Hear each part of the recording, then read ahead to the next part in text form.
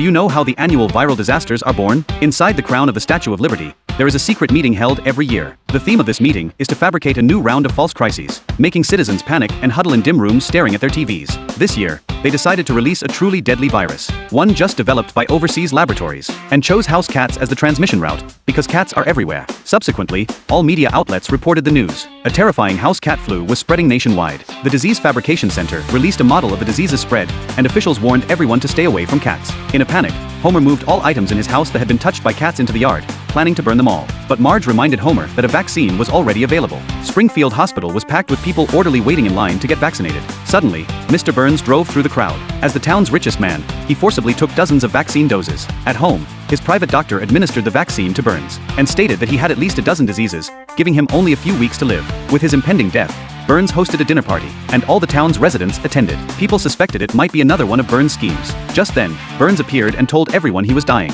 Feeling sorrowful, he went alone to the cliffside, intending to end his life there. Although his secretary tried to stop him, Burns jumped off the cliff. As the last rays of the setting sun warmed him, a plane suddenly hit him into the sky. Then, just as he was about to land, a brown bear's powerful swipe sent him soaring again before he fell heavily to the ground. The next day, Bart was playing alone in the woods when he found the unconscious Burns. As Burns staggered to his feet, Bart fled in fear, but then decided Burns looked pitiful. Finally, Bart took him home. That evening, Homer and Marge were watching TV when Mr. Burns stumbled into the living room. The family looked at the amnesiac Burns, and Lisa immediately realized his brain had been damaged in the fall, which delighted Homer. Marge, however, said that even if Burns hadn't been a good person before, he was now just a pitiful old man with amnesia, and she wanted the townspeople to decide his fate. The final meeting decided that every resident would have half an hour to give arbitrary orders to Burns. Homer treated Burns like a pet. Apu used him as free labor. Nelson took him as a new father, and Lisa brought him back to his mansion, hoping the familiar home might help restore his memory. Suddenly, Burns saw his portrait and instantly regained his memories. At lunchtime, a blare of a horn shattered Springfield's peace. Burns had returned for revenge. He remembered everything that happened during his amnesia and vowed to launch a crazy retaliation.